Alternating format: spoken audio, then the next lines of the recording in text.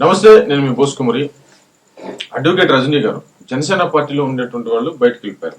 ఇప్పుడు జగన్మోహన్ రెడ్డి గారు ని సపోర్ట్ చేస్తూ పవన్ కళ్యాణ్ గారిని ఏ చిన్న విషయం దొరికినా కూడా దాన్ని పెనుభూతంగా అంటే భూతద్దంలో చూపించేటువంటి ప్రయత్నం అయితే మాత్రం రజనీ గారు తన వాక్చాతుర్యంతో ప్రయత్నిస్తున్నారు అనేటువంటి విషయం క్లియర్ గా అర్థమవుతోంది. ప్రజలైతే మాత్రం మామూలుగా చూసేటువంటి వాళ్ళు అంటే న్యూస్ చూసేటువంటి వాళ్ళు ఎవరైనా సరే ప్రజలు ఖచ్చితంగా రజనీ గారు ఎందుకు ఇలా మాట్లాడుతున్నారు, ఆమె ఎంత వాక్చాతుర్యం ఉపయోగించినా కూడా నిజమేంటి అనేటువంటి విషయాన్ని అయితే క్లియర్ గా తెలుసుకునేటువంటి ప్రయత్నం వాళ్ళు చేయకుండా అయితే మాత్రం ఖచ్చితంగా ఉండరు. ఎందుకనంటే ఇప్పుడున్నటువంటి టెక్నాలజీని ఉపయోగించుకుని ఏది నిజం ఏది అబద్ధం అనేటువంటి విషయాన్ని వాళ్ళు ఎప్పటికప్పుడు తెలుసుకునే ప్రయత్నం చేస్తారు. చాలా విఘ్నతగా ప్రజలు ఉంటారనేటువంటి విషయం క్లియర్ గా తెలుసు మనకి. దీంట్లో ప్రధానంగా ఏంటంటే ఇప్పుడు అడ్వకేట్ రజనీ గారు జనసేన పార్టీలో ఉన్నటువంటి టైంలో అసలు వైసీపీ పార్టీని విపరీతంగా దూషించినటువంటి పరిస్థితులు. జగన్మోహన్ రెడ్డి గారిని అసలు ఏకి పారేసేవారు, భయంకరంగా తిట్టేటువంటి వాళ్ళు. అలాంటి జగన్మోహన్ రెడ్డి గారిని ఈ రోజు జగన్మోహన్ రెడ్డి గారు వస్తే హెలికాప్టర్ వేసుకుని వచ్చేస్తాడు, అందరు పారిపోవాలి, అందరు విదేశాలు పారిపోవాలి, ఆడకు పారిపోవాలి, ఏడకు పారిపోవాలి, ఆయన అధికారంలోకి వస్తే అనేటువంటి విధంగా ఇప్పుడు మాట్లాడటం, పవన్ కళ్యాణ్ గారిని తప్పుపట్టేటువంటి ప్రయత్నం చేయటం, ఇవన్నీ కూడా ప్రజలు గమనించకుండా ఉంటారా? తీవ్రమైనటువంటి వ్యతిరేకత అయితే మాత్రం రజనీ గారికి వస్తుంది, అది మాత్రం క్లియర్ వాస్తవం. కానీ తనకున్నటువంటి అక్కస్సుతోటి జనసేన పార్టీ మీద ఎట్టి పరిస్థితుల్లో బురద వెయ్యాలి అనేటువంటి ఒక అకుంఠిత దీక్షతోటి ముందుకు వెళ్తారనేటువంటి కోణంలో చాలా మంది సోషల్ మీడియాలో తమ అభిప్రాయాలు వ్యక్తం చేసినటువంటి పరిస్థితులు అయితే ఉన్నాయి.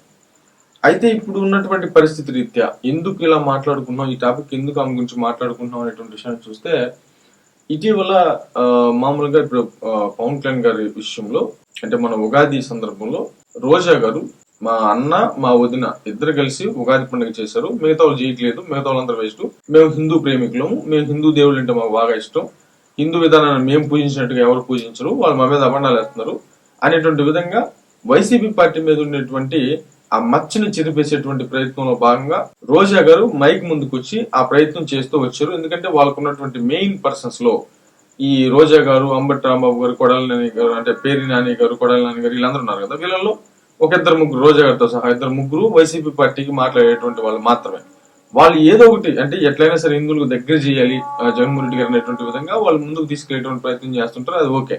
దీంట్లో రోజా గారు చేసేటువంటి అనుచితమైనటువంటి వ్యాఖ్యలు ఏంటంటే ఉగాది మామూలుగా పూజ చేయకుండా, ఉగాది అప్పుడు పూజ చేయకుండా అంటే వాళ్ళు ఇళ్లలో చేసుకుంటారు కానీ ఈమె కనపడేలాగా చేయాలి, అట్లా చేయలేదని హెరిటేజ్ లో ఏమన్నా పాలు పితుక్కుంటుందా భువనేశ్వర్ గారు అనేటువంటి విధంగా ఆమె అనుచితమైనటువంటి తీవ్రమైనటువంటి ఇది ఎక్కడ దారుణం నాకు అర్థం కాదు.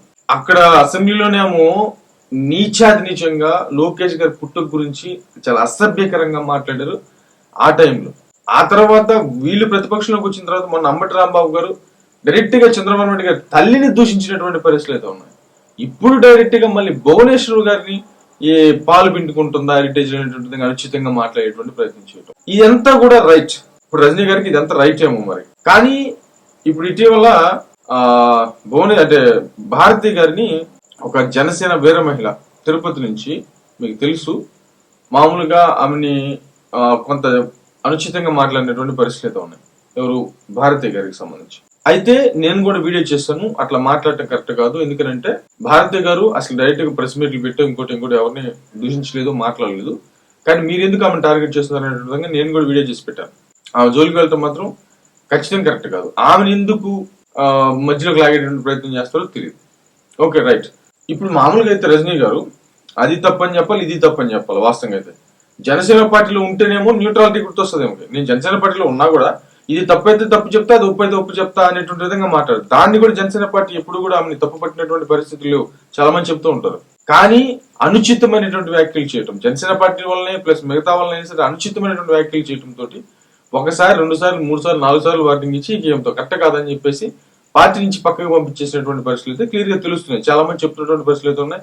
చాలా మంది సోషల్ మీడియా వేదికగా మాట్లాడినటువంటి వాళ్ళు ఉన్నారు, తెలిసినటువంటి వాళ్ళు యూట్యూబ్ ఛానల్స్ లో మాట్లాడినటువంటి వాళ్ళు వీళ్ళందరూ ఉన్నారు. ఎందుకు తీసేశారు అనేటువంటి దానికి సంబంధించి ఇప్పుడు ఆమె ఏంటంటే దీంట్లో పాయింట్ ఏంటంటే మనం అర్థం చేసుకోవాల్సింది దీంట్లో పాయింట్ ఆమె మాట్లాడేది ఏంటంటే ఇప్పుడు తిరుపతి నుంచి ఒక జనసేన వీర మహిళ మామూలుగా భారతి గారిని అనుచితంగా మాట్లాడింది కాబట్టి, సందర్భం లేకుండా మాట్లాడింది కాబట్టి ఆమెకు వార్నింగ్ ఇస్తారా లేకపోతే ఆమె పార్టీ నుంచి తీసేస్తారా అనేటువంటి విధంగా మాట్లాడుతోంది. మరి రోజా గారిని కూడా మీరు తీసేయాలి, భువనేశ్వర్ గారి గురించి మాట్లాడింది కదా అని చెప్పి జగన్మోహన్ రెడ్డి గారికి చెప్పారా మరి రజనీ గారు? ఇప్పుడు అందరూ అడుగుతున్నటువంటి ప్రశ్న ఇది, రజనీ గారిని అందరూ అడుగుతున్నటువంటి ప్రశ్న అనమాట ఇది. కాబట్టి వాళ్ళేమో రైట్, వీళ్ళేమో రాంగ్.